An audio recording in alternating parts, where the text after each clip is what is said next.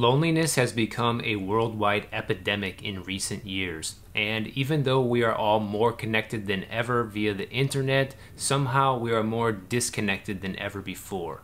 Obviously, social media plays a large role in this, but today I want to go a little bit down memory lane and go back to a time pre-social media. I have a lot of experience being alone in my life, so I wanted to talk to you about how I learned to become completely self-sufficient and not always feeling like I need someone else's company to be happy in life. Now, just in case you hear a bunch of wind or banging on my window, it's because there's a tropical storm happening literally 2 feet in this direction on the other side of this window.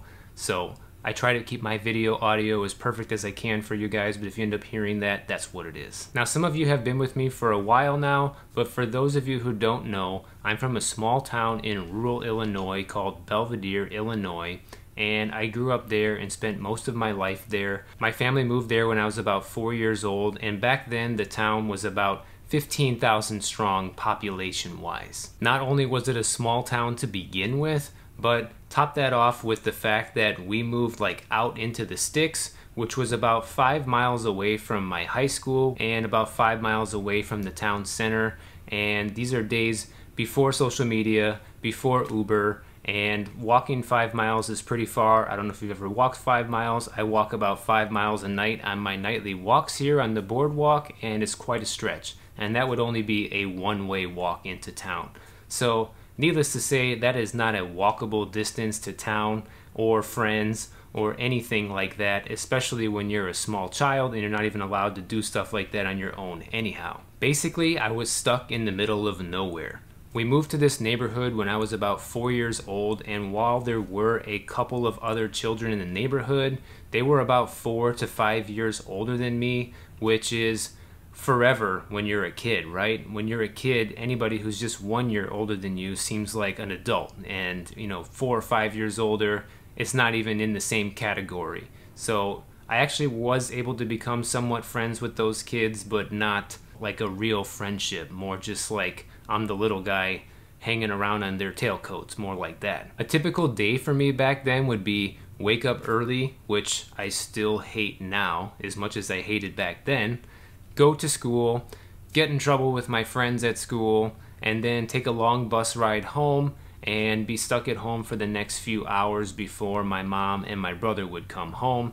And the reason I was home by myself is because my mom trusted me from a pretty early age to stay home by myself. So by the time I was 7 years old, I was already staying home alone after school every day.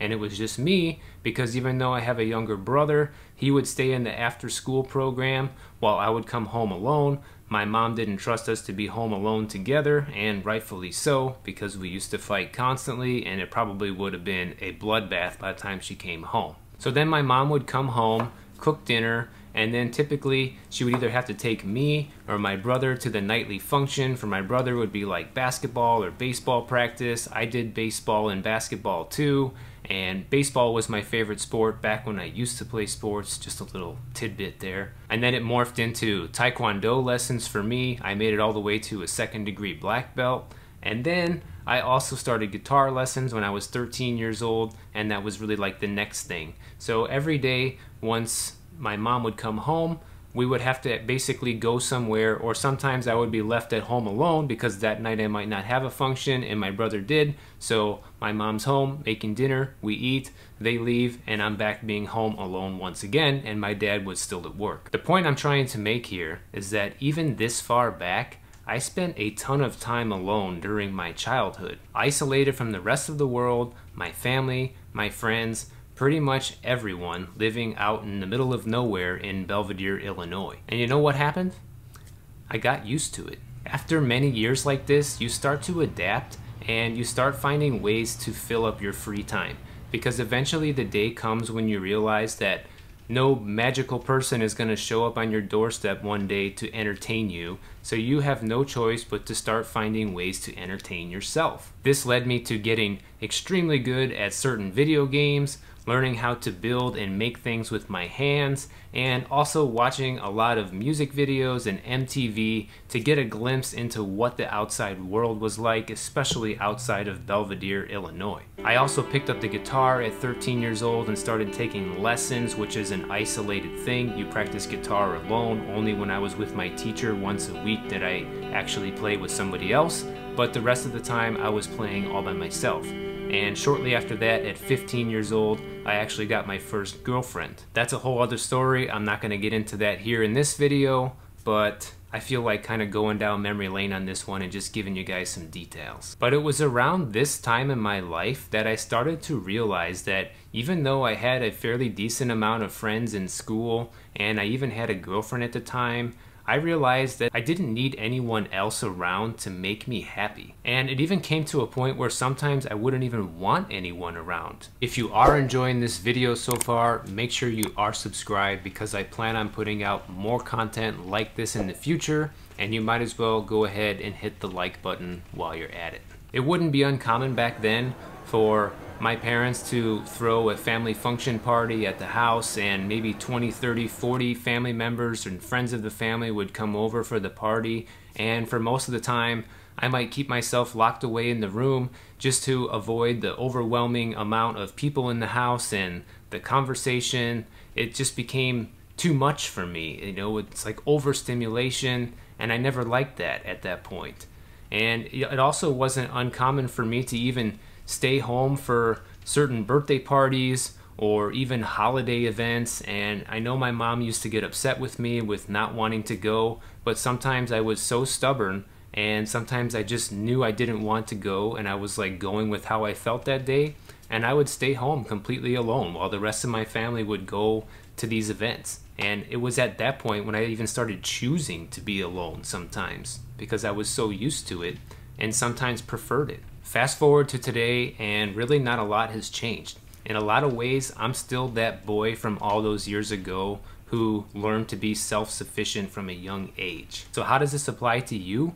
Of course, our childhoods and pasts might have been vastly different growing up, but if you do struggle with loneliness on a regular basis, I'm here to tell you that you really can learn how to be happy alone. And honestly, I think this is a skill that is essential for everyone to learn early in life. The earlier the better, really, because we never know when we might end up alone again. And if you're constantly relying on someone else's presence to make you happy, then you're probably going to have a long, miserable life ahead of you. Now, I'm not discouraging you from making friends and being social and going out and doing things with people. Everybody has their own level of social comfort and idea of how they want to spend their free time, and of course you should do whatever makes you feel happy.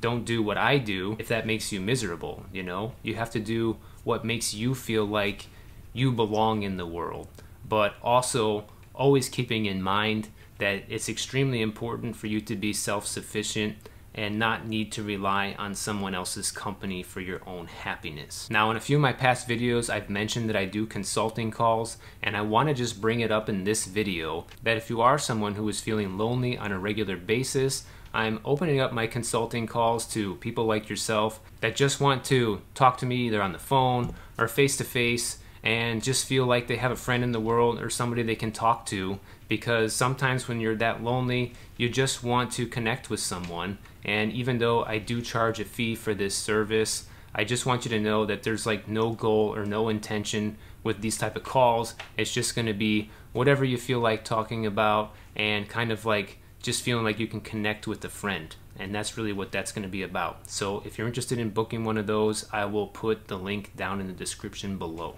Now, if you enjoyed this video, then go ahead and check out this other video I recently did right over here. It's all about me walking through one of my favorite neighborhoods here in Miami Beach, and I pretty much am taking you on a walk through the neighborhood and just talking as if you were walking right next to me, and you can get a sense to what it would be like to hang out with me in real life and maybe even learn a few tips about real estate along the way. So go ahead and check it out, and I'll see you guys over there in that next video.